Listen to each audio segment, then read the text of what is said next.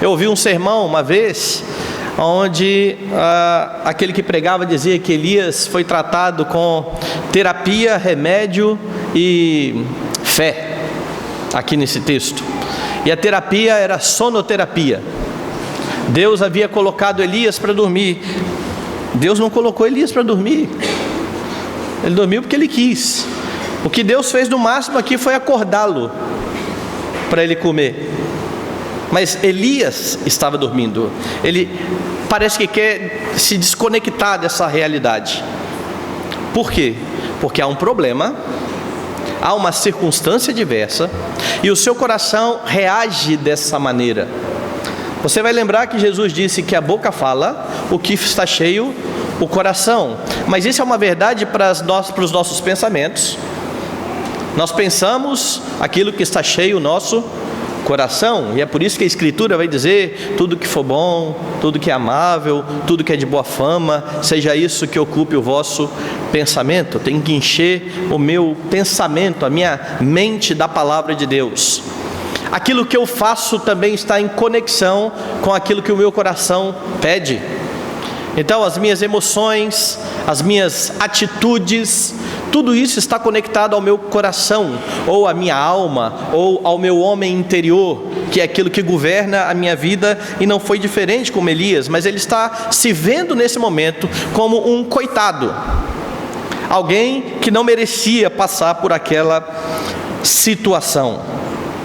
Agora, quando você encontra alguém assim em aconselhamento, geralmente a pessoa vai começar a sua história lamentando tudo que acontece mesmo com ela. E é importante você verificar se aquilo que ela está fazendo condiz com a sua descrição. Porque é muito fácil você falar algumas coisas, mas a forma como você vive pode apontar para um outro caminho. E é por isso que é importante você conhecer a história dos aconselhados. Às vezes nós temos muita pressa em terminar o nosso trabalho, e aí a pessoa, por exemplo, está com um problema onde ela fica muito brava e se ira, e quando ela se ira, ela xinga, e você abre o texto bíblico e diz: olha, não sai de vossa boca nenhuma palavra torpe, é isso aqui que você tem que fazer, pode ir embora. Mas por que essa pessoa xinga? O que leva essa pessoa a ficar irada? E quando você começa a ouvir a história da pessoa, você começa a perceber, com o tempo e com a prática, algumas situações que vão se repetindo, alguns padrões de comportamento que ela vem assumindo durante várias ocasiões da sua vida. E é por isso que é importante olhar para a história de Elias e ver como que ele demonstra ser aqui de fato. Ele está dizendo: eu não sou melhor do que os meus pais, basta, Senhor, toma minha vida, eu não vou nem trabalhar mais, acabou a razão da minha vida, eu não quero mais ser profeta, não dá para viver assim. Agora, a despeito dessa visão de si mesmo, você vai ver algumas verdades bem diferentes aqui. No verso 4, Elias está orando, e o texto diz: e pediu para si a morte, e disse: basta, toma agora, ó Senhor, a minha alma, pois não sou melhor do que os meus pais. É assim mesmo que ele se via? Era verdade isso? Elias de fato estava ali com a sua autoestima baixa? Porque alguns diriam e falavam assim: o problema está aí, pastor, autoestima. Esse homem está com a autoestima lá embaixo, ele deveria chegar diante do espelho e dizer: você é o profeta, você pode ir até Acabe, você vai conseguir. Todo dia diante do espelho, e ele ia retomar, porque o problema dele está claro: autoestima. Como é que esse homem sabe que é cuidado por Deus e agora fica falando que não é melhor do que seus pais? O problema é que o contexto nos mostra que não era essa a realidade, não era isso que Elias pensava acerca dele mesmo. E você vai voltar ao capítulo 18 e ver o verso de número 22, lá no episódio do confronto com os profetas de Baal. Então disse Elias ao povo: só eu fiquei dos profetas do Senhor, e os profetas de Baal são 450 homens. Eu não sou melhor do que os meus pais. Mas aqui, diante do povo e nos profetas de Baal, está dizendo: eu sou fiel, só ficou eu. É lógico, ele estava pensando também dos outros que tinham morrido. Mas eu quero insistir na tecla aqui que Elias, a partir desse momento, enche o seu coração de orgulho. E por que eu estou dizendo isso? Por que eu estou dizendo isso? Porque quando chega lá na frente, ele já está na caverna, ele está escondido, ele está temeroso.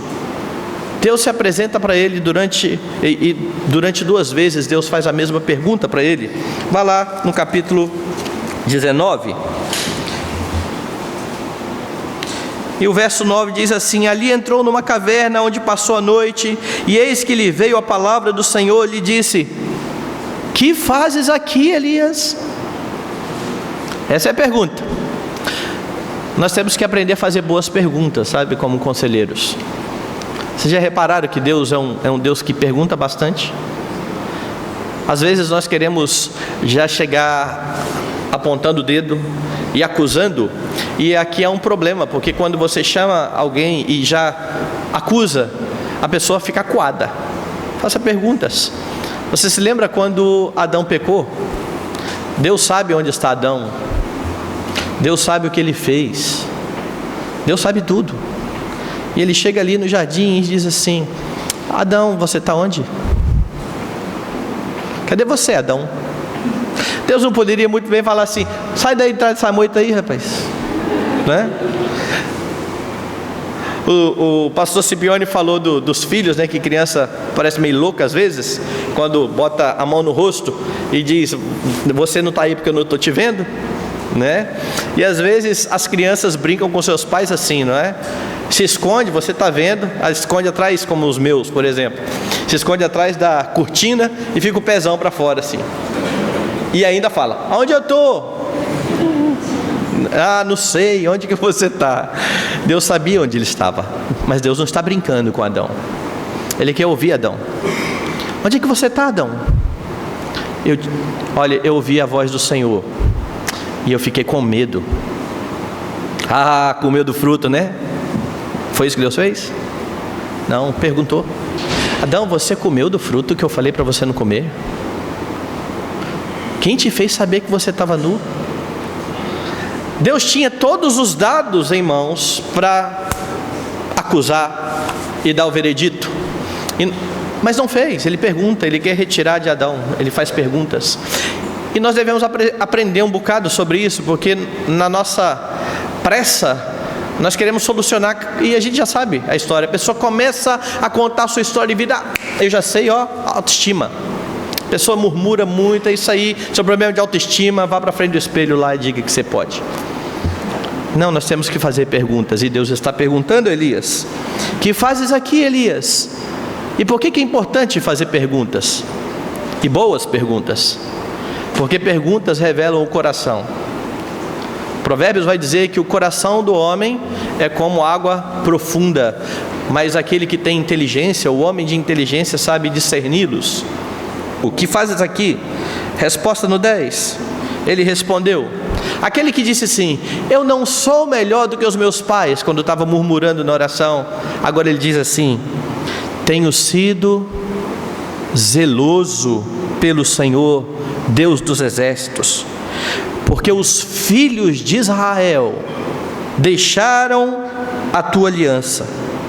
Os filhos de Israel derribaram os teus altares, mataram os teus profetas à espada, e eu fiquei só. Veja o que esse homem revela no seu coração: eu sou zeloso, eu tenho sido zeloso. Todo mundo abandonou o Senhor, eu não abandonei o Senhor. Você acha que ele pensava que ele era pior do que os pais dele mesmo? Essa resposta aponta para isso. Não, ele está dizendo exatamente o contrário: todo mundo deixou o Senhor e eu não. Você lembra de um personagem do Novo Testamento que fez isso? Jesus falou assim: essa noite todos vocês vão se escandalizar comigo, eu vou ser morto. E Pedro falou assim: ainda que todo mundo negue, eu não vou negar. Eu não. Todo mundo pode, eu não vou negar. Pedro se via melhor que os outros. Você lembra qual foi a primeira pergunta de Jesus quando foi restaurar Pedro? Pedro, não é só tu me amas. Ô Pedro, você me ama mais do que esses outros aqui. Jesus não está acusando Pedro, ele sabe de tudo, mas ele quer ouvir Pedro. E Pedro fala o quê? Eu amo. E aí Jesus repete: você me ama, Pedro? Amo, apacenta as minhas ovelhas. Mas Pedro, você me ama? E aí o texto fala assim: entristeceu-se, porque ele perguntou pela terceira vez: tu me amas? Ele lembrou: 3 vezes eu neguei, 3 vezes ele me perguntou se eu amo. Deus está tratando Pedro. Agora, veja, ele não está acusando. Volte para Elias, verso de número 13, finalzinho do verso 13. Eis que lhe veio uma voz e lhe disse: que fazes aqui, Elias? Segunda vez que Deus perguntou. E a resposta agora mudou. A primeira resposta foi qual? Tenho sido zeloso. Mas há um detalhe importante nessa segunda resposta: tenho sido em extremo zeloso. Porque todo mundo abandonou o Senhor. Mataram os teus profetas, derribaram os altares, quebraram a aliança. Eu fiquei só, e agora essa mulher quer me matar. Elias não se achava pior do que os seus pais. Ele não tinha problema de autoestima baixa. Não tinha, de jeito algum. E eu entendo que o marco nisso na vida de Elias foi exatamente o episódio dos profetas de Baal. Eu sei que era um falso Deus, eu sei que o povo estava seguindo Baal, eu sei que Deus vai de fato responder a oração de Elias, vai descer fogo. Quando ele tira os olhos de Deus e começa a andar com as suas próprias pernas, ele fica com medo de uma mesma situação que aconteceu anteriormente, e ele não tinha medo. O que mudou? Depressão, lógico que era depressão. Remedinho, Elias estava novo. Não estava. O problema não foi esse. O problema é que Elias tira os olhos de Deus, da palavra de Deus, e começa a confiar em si mesmo, e não tem jeito. Quando você anda na sua força, você fica desesperado diante dos problemas. Enquanto ele entendia quem era Deus e que Deus estava sustentando a vida dele, estava bom. Mas a partir desse momento, quando chega a notícia lá que Jezabel quer matar, esse homem foge. Mas pastor, ele pediu para morrer. Está claro aqui que esse homem está com algum problema. Ele pediu para morrer, ele queria morrer. Ele não queria morrer. Olha para o texto de novo. Se esse homem quisesse morrer, qual era a forma mais rápida? Eu vou enfrentar Jezabel. Você quer morrer, meu amigo? Enfrente Jezabel. Vê lá se vai dar nisso aí.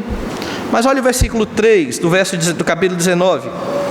Depois dele ouvir a notícia: temendo, pois, Elias, viu a palavra? Levantou-se e, para salvar a sua vida, se foi, chegou a Berseba, que pertence a Judá, sentou e disse: Senhor, eu quero morrer. Se ele quisesse, ele não. O texto é claro. Elias, querendo salvar a sua vida, largou o emprego, largou tudo. Ele está com medo. E por que ele está com medo de Jezabel? Porque Jezabel agora é maior do que Deus.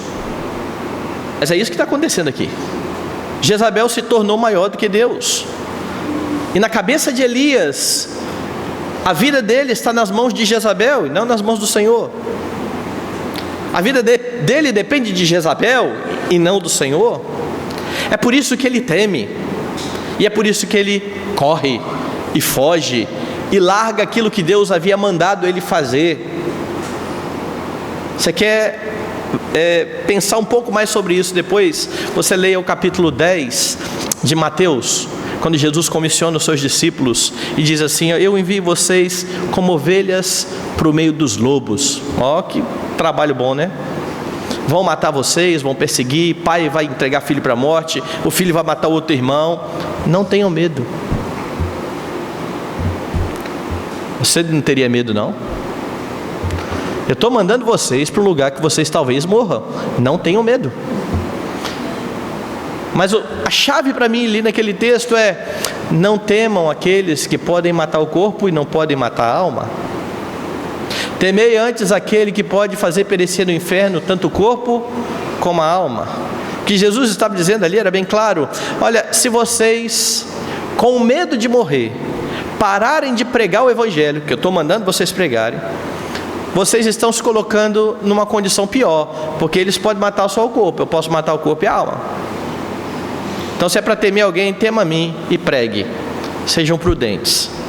Quando perseguir uma cidade, fuja para outra, mas não parem de pregar. Não parem. Agora, a partir do momento em que os discípulos olhassem os homens como de fato aqueles que tivessem poder sobre a vida deles, eles iam temer. Eles tinham que lembrar então que até o fio de cabelo está contado. É isso. Elias está vendo Jezabel como alguém muito grande.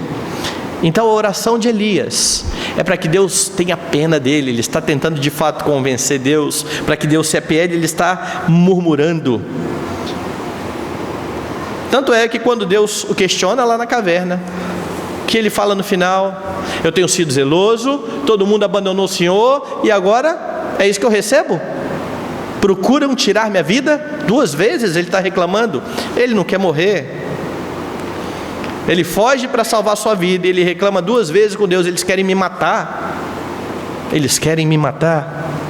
Então, quando você olha para a vida de Elias, olhando todo esse contexto, esse homem dizendo: eu sou zeloso, eu guardo aliança, eu fiquei sozinho. Veja que todas as palavras são direcionadas a ele. Eu sou zeloso, eu guardo a aliança, eu fiquei só, a minha vida. Ele se preocupa com ele e não com Deus, com sua glória, com o seu mandamento, com as suas ordenanças. O que importa? Ele. A despeito dele ter dito assim: eu sou um nada, eu não sou melhor do que os meus pais. Não era assim que ele se via de fato. E é por isso que é importante você averiguar isso com os aconselhados, porque nem tudo aquilo que eles começam a falar e tratar é de fato realidade. Você tem que vasculhar e verificar quais são os padrões que eles adotam em suas vidas, como que eles reagem às circunstâncias, porque é isso que está acontecendo aqui. As circunstâncias são governadas por Deus.